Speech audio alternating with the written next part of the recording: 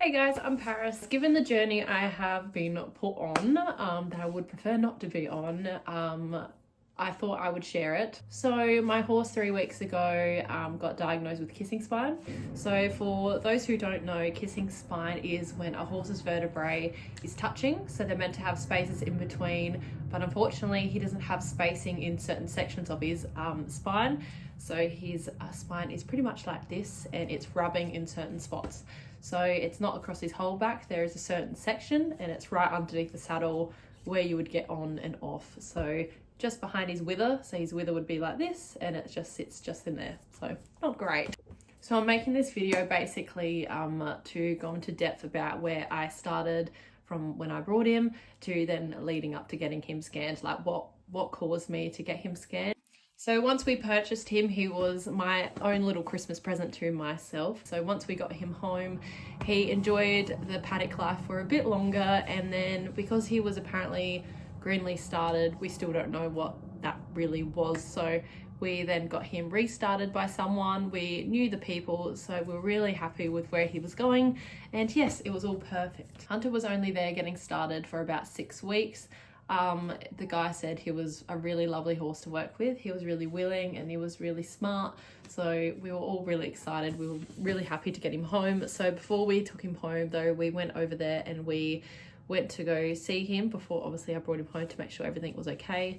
The two things that I remember to this day after now he's been diagnosed is the guy did say he prefers people getting on slowly, which we thought maybe that's just a educational thing.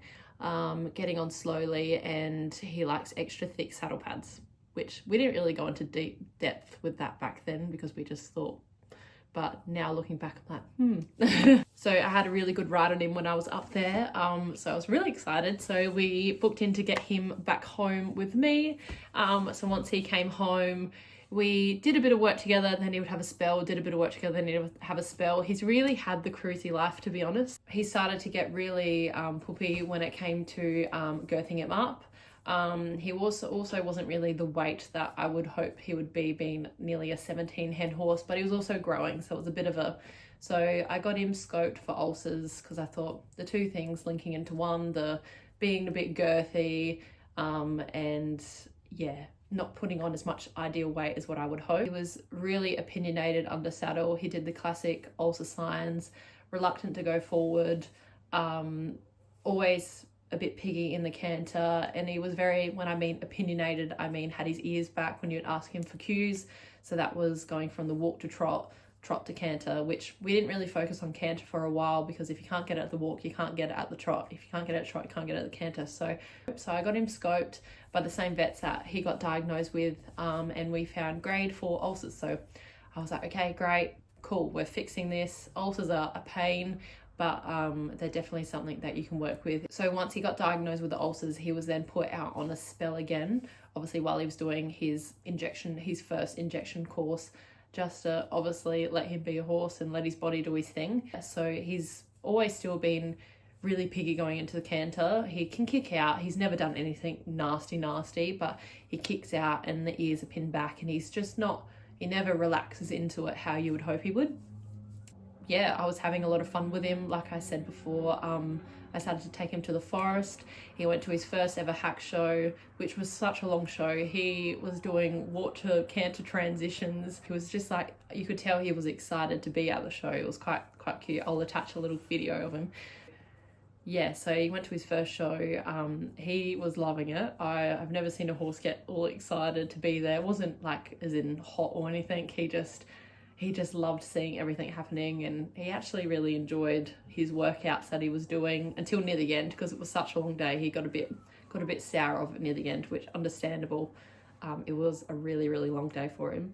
Like I did start to notice was when he got a bit sick of what he was doing, in a sense, like if we were on a long forest ride, and mostly we would walk the whole way, he'd start to like head chuck kind of near the end of the rides, or if we were doing our dressage lessons kind of near the end, he'd get a bit, he didn't do it all the time, but he started to get really shitty about it near the end of the lessons and would start head chucking. And you know, the other thing we found with our dressage lessons is He really struggled to do circle work. He is a really big horse, and our arena is a set dressage arena, but he really just, if you'd asked him to go, he preferred straight lines. If you asked him to like go on the circle more, he had to really work hard for it. And it is hard for horses, like especially big ones, but he wasn't really happy about it. That wasn't really something that we were too worried about in a sense. We just thought he's young again, so he's still learning. One thing that we kind of paid mostly attention to was he really hated people, depending on the day, getting on him.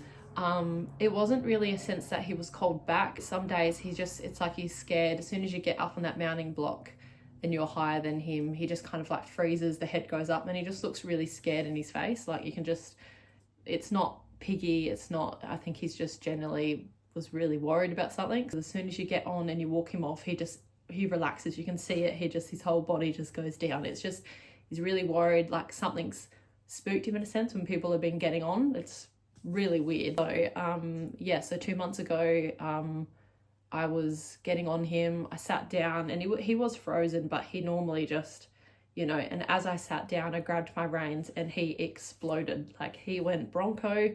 He sent me flying. I remember hitting the ground and looking, and he was still going bronco, which is really not like him. Like I said, he's always been a bit weird with it, but he's never been like that. Like that's just silly. So my helmet actually came apart. So I was actually luckily fine. I did do something to my hip, but I got an ultrasound done on it and there was no tears, so I just stopped getting the scans done. As our horse people do, we just kind of mush on, but I couldn't open my leg out, so it was a bit of an issue. So it was kind of good in a sense that I decided to get Hunter checked because I wasn't physically capable of riding anyways at the moment. So my hip is still to this day, and it's been 2 months, still a bit funny, but it's getting there. It aches every now and then, so I don't know if I fractured something, but we be right. Anyways, so that happened. So I remember saying to Mum, I was like, this is like, enough's enough. Like I have to just, I'm going to send him somewhere and get that properly checked out, the getting on pit. Had him booked in with this lovely lady that actually just with me, she does all natural horsemanship stuff. She did one lesson, I guess, with him. She would stand up on the mounting block and kind of encourage him to stand in front of her. That then led to, now I can do it. If you see on one of my recent TikTok videos, if I stand up on the mounting block, he'll sidestep over to me on the mounting block, which is, I find really important because obviously he was so scared of people being higher than him. The fact that he's moving over to me when I'm on there is, I think it's pretty cool. So yeah, he was booked in with her, and the one thing she did say, which I was gonna do anyways, was get him checked by my physio. So I had a physio that I knew about, but I hadn't have really used her much yet, and she recommended to get her out. So I went along that path and I got her out, and she was great. She did a whole assessment on him, and she went along his spine and was touching all the vertebrae, and she felt through his back, and she said when she felt through his back, the certain spot, like I said, with the spine, so just after the wither, you stopped at about just kind of past the wither to about there, and she said she could feel some scar tissue there. So she said, to her personally, she's not a vet. Like she explained to me, she's not a vet, but she said personally, I believe that is from an old injury. She said it's really weird for a horse to get scar tissue on their back in that spot. And when she was feeling across the vertebrae in those certain spots, there was a reaction that he was giving. So yeah, she did the red light laser, and she said, look, it's up to you. You can still go ahead with the lady that I was going to send him to, the natural horsemanship, or she said maybe get him scanned. So I then decided to get him scanned, and this is when I started to have a lot of people's opinions on me getting him scanned. I had some people going, like, why are you getting him scanned? It's not that, which everyone that gave their opinion was only trying to help me, and obviously scanning is money, so everyone was trying to just kind of support me in that sense, but I kind of stuck to my gut and I wanted to get it done. I'm a bit stubborn, so when I want to do something, I'll do it anyway, so everyone just knew to let me go. But yeah, I did have a lot of opinions on people asking me why I was getting him scanned, but I figure, you know what, if it comes back as it's not anything, well, okay, I've spent the money, but now I know my horse is sound. So to me, it was just no question. Even my partner said, just get it done, like, you know, then you'll know for sure and you can rule it out. So I then made the call to my vets to get him just an assessment done on him and make a plan from there. The vet did say, regarding his back, all the things that he had kind of symptomatic wise, the saddling, the girthing, and the vet also knew about the scoping. So he said, obviously you've got that under control, so it shouldn't be the ulcers. So the saddling, the girthiness, reluctant to go on the circle, reluctant to canter. So yeah, he said, look, let's just get him scanned on his back and see from there. So I remember, they sedated him and they started to do the scans. So his hocks were pretty much fine. And then we went on to his back. And I remember I looked over, and because they had the kind of the screen on the left, and as they were taking photos, I looked over, and because obviously I did a whole heap of research before I sent him there. And I looked over on the screen and I saw the first photo, and that was of his wither. And it was like perfectly, like there were spaces in between each of them like this, like it was perfect. And I remember looking over and I kind of like half was like, like thank God. And then I just tried not to look because I was like, you actually don't know what you're looking at, stop looking. So I just let them do their scans, and then obviously they did their assessment and whatnot, and they had a look of the pictures, and he said, oh yeah, so yep. And he said it so casually. He goes, yep, so there is some kissing spine. And I thought, oh, yep, here we go. Yep, beautiful. No worries. So he showed me, and you could see it, and I'll attach a photo for you guys. And yeah, so where that kind of, we reckon that scar tissue is, there's like a cyst. They call it a cyst. So we then made a game plan on what we were going to do from there. I did say to the vet, because obviously he's still young, he's 5. So I thought, well, should we just spell him and let him go in the paddock and revise when you can say they're fully developed, and go from there. But he said, as much as that's like the right idea to do, he said you want to keep his back as strong as possible. So that's not an option really to let him be a horse. So we then had the conversation of injecting his back. So in those spots where they were touching, and I'll keep that photo up there. So those points where they're touching, they inject cortisone. So they inject cortisone in there, and he said it should last about a year for him, depending. They can't really say how long it will last for, but they say roughly a year it should last for. And so the game plan from then onwards was, now he's in rehab. So he's in rehab, they call it, to strengthen his back up, right up. So with the injections in there, we then want to build the muscle around the spine to support the spine. We really want to lift up his core and really get him engaging with his back legs and his core and making everything nice and strong. So to support the spine and the kissing spine. So what we're doing now, so he's been in rehab for, 3 or 4 weeks, I think. So on the 29th of July, that is when he is booked in to get a saddle refitted. So that will be at the 10-week mark, that the vets advised that I can reattempt under saddle. So they gave me a really detailed report. So they didn't leave me in the lurch. They didn't just say, yep, your horse has got kissing spine, see ya, have fun with that. They gave me a really well detailed report. So the things that they suggested was the red light laser. So I went straight back to my physio and thought, well, she was the one that helped me start the whole case. Let's continue that. So the vets recommended that weekly. So she's been doing Hunter weekly. He's been really enjoying it. She said his back's been feeling a lot better. So the red light laser is really good for the scar tissue as well. Treadmill work. So just because of his, we don't want him on a tight circle. We want him lengthening out and whatnot. So the vets recommended the treadmill. So they recommended a water treadmill for him, and just a dry treadmill as well, just to get him building himself on a straight instead of on a circle. So it's lots of trotting, trying to get him building. So lots of trot poles for him, taking him for walks up hills, all that sort of thing. So I've been doing heaps of that. It's been literally my life at the moment, is walking my horse. So because we haven't really had much opportunity to take him to the treadmill as much as what I would like to, because I don't have the time between work and everything. I've been doing a lot of Pessoa work with him, like the vet suggested, and doing literally, I've been getting fit too. So I've been literally running up the arena with him while he's been trotting. He's been making things really easy for me. He's been having his head down, which was the vet's main focus, was getting his head long and low. So having his head down low stretches that spine out, which is what the vets want. And in this past week, I've just started to incorporate the trot poles, which he's not really a fan of trot poles, but he is getting much better and he's getting his confidence up with them. So that's really good. Unfortunately, the vets can't really tell me like what, you know, I could go to get back on, and it might not be what we are all hoping for. He could still be unsound and not really happy about the situation.